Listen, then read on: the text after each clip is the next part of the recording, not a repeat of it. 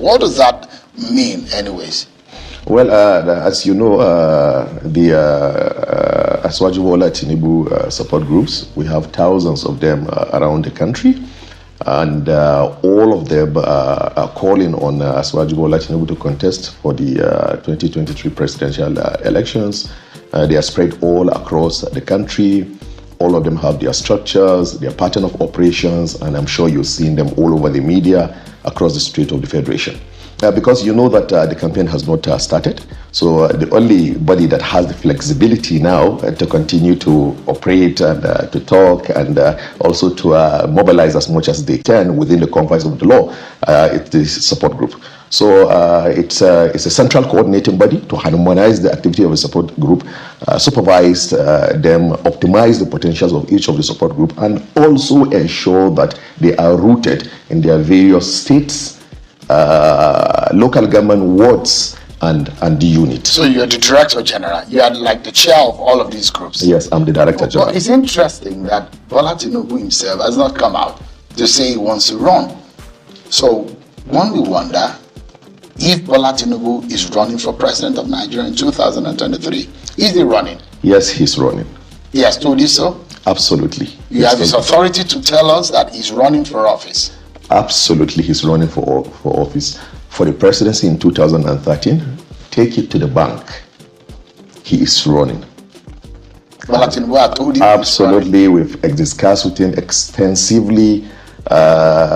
So much is going on behind the scene, and sometimes I even find it a bit funny when I see people saying, is he contesting or is he not contesting? And the only thing that is left is just the formality of organizing an event where he's going to express his aspiration, you know, just to notify the public that yes, I'm going to contest. But the issue of Bola Tinubu contesting, it's a done deal.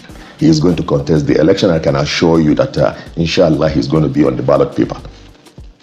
You seem to be very confident. Absolutely. Because one wonder, I mean, the power rotation issue is being a major matter, not only in the APC, but outside of the APC. The PDP is also looking at that matter. Other political parties are looking into that matter. How do you hope that the North is convinced that the rotation should go to the South? And if it's in the South, does the Southwest deserve it this time around, considering the agitation for the Southeast? Well, as far as APC as a party is concerned, if we want to be fair to ourselves, we know that power should, the presidency should shift to the southern part of the country, and that's my own opinion. At every stage of our democracy and general election where a party decides to zone, you still find people from other part of the country contesting. But again, what has history taught us? That there's that consensus, loose consensus, even though it's not in our laws, in our constitution and the rest, that people believe in zoning. And I can assure you that within the APC, of course, I respect people's opinion. That's why we are different. So people can hold their opinion of saying presidency should come to the north. Whoever wants to contest is free to contest. The constitution gives him the right.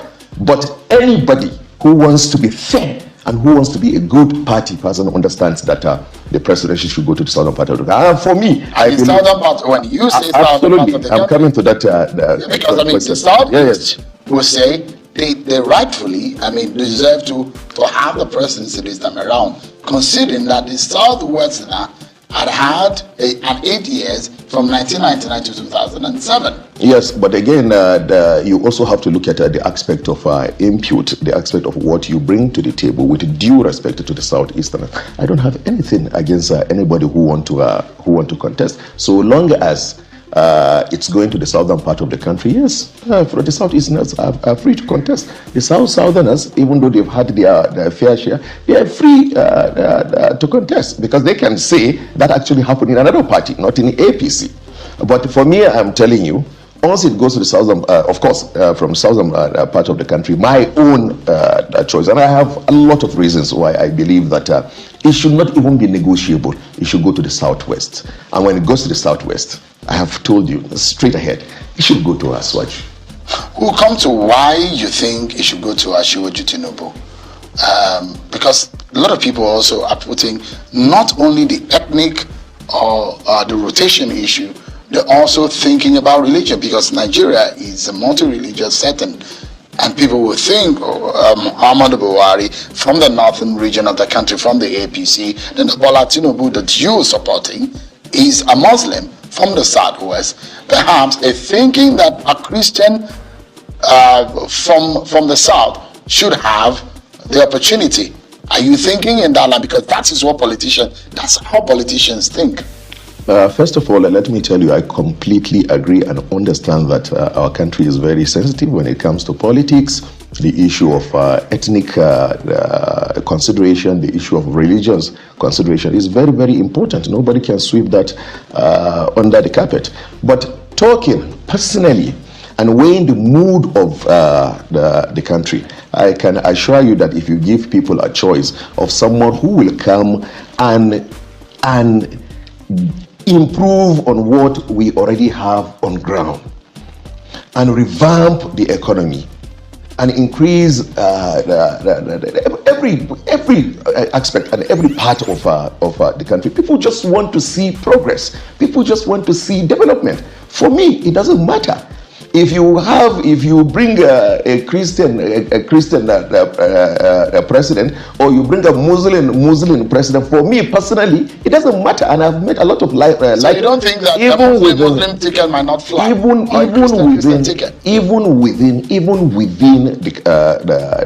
the party, within my peers and rest, we've had this conversation. But again, you have to respect the fact that the aspect of religion, the aspect of ethnicity, still plays important role in our polity. But I believe that when it comes to the candidate that I'm supporting, Asiwaju Bola Tinubu, you know that he's a very experienced politician. You know that he's detribalized. You know that he's not a religious fanatic. You know that he is somebody who is a full Nigerian, who is going to carry everybody along. And I'm very, very sure that when we get to the bridge, he is going to make the right decision.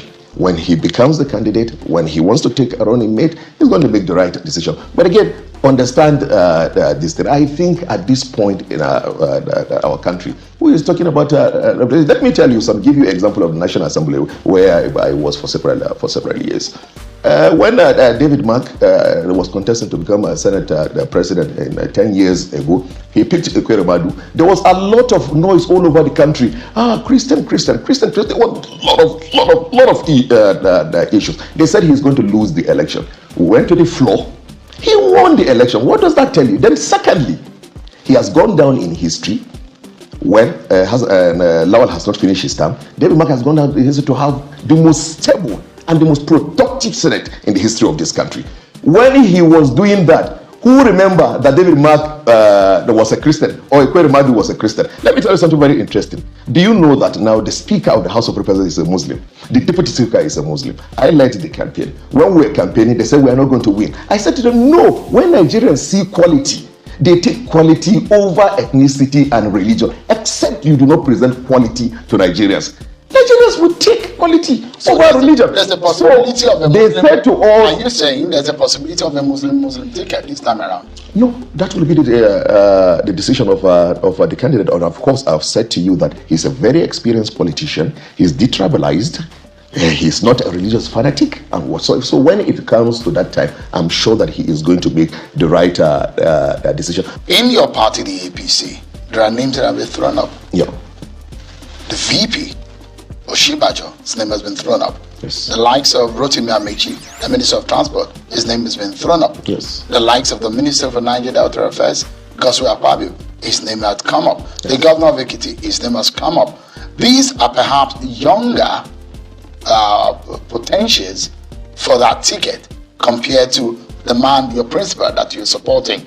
I mean, you think at this point in time, Nigerians are not looking in the direction of younger people to contest for the office of the president. Good leadership is not a function of age. So when I was much more younger, I used to think about that. But over the years, I've come to realize that you can be 70 years old and be a good leader. Of course, President Muhammad Buhari, he's over 70. My own assessment of him, I'll call him a good leader. And you were mentioning names of people who are contesting in the party. That's a good thing. And I've always said this. When people come to mention names, I said that tells you the quality of the APC. I would have been worried if today in APC we don't have names to mention that they want to be president. now you're mentioning them, and you've not even finished mentioning them. But what I keep telling people all the time is that it is one thing to be qualified to be president. It is one thing to be able to make a competent president, and it's another thing to be able to win a presidential election. They are two different things. So you think your principal has all of this? You have so many people within the APC that are competent and are qualified to become president. But it's a completely different scenario for you to have the capacity to win a presidential election. For me, I believe that the person who has an edge over all of them, that we can hand over the ticket to him and perhaps go back home and sleep, is Asiwaju Bola Tinubu. You think the APC can defeat the PDP as things are right now in the country? If you give the Asiwaju Bola Tinubu the ticket, I think 90% of the race is done. So let me give you one reason why some people might be worried. Recently, Tinubu's health has become a matter of public discussion, and considering the experiences of Nigerians with leaders in the past with the issue of health, many believe this might affect his chances. Who doesn't fall sick? You don't fall sick? Who doesn't? But this is politics. Who doesn't? No, I'm asking you because you have taught this is politics. You have taught us severally that even in politics there's reality, there is real life. Who doesn't fall sick? Even me myself, I was ill at some point during the year for 1 month. I am sure, of course, in the past I have called you. Sometimes you say you've taken break, that you are ill. You know why it is not a subject of public discourse? It's because you are not Bola Asiwaju.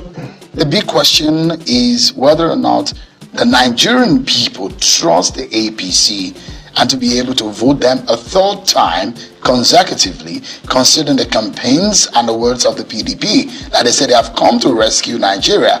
Is one thing that Tinubu gets a ticket. Is another thing whether or not he can win the election at the general election in 2023.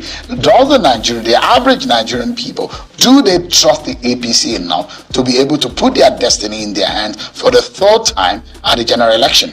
For whatever accusation that the PDP might have dished on the APC, I can assure you that they are 1,000 times worse than the APC, and they have done 1,000 times far worse than, of course, than the APC. So I really don't want to even delve into. One of them. Yeah.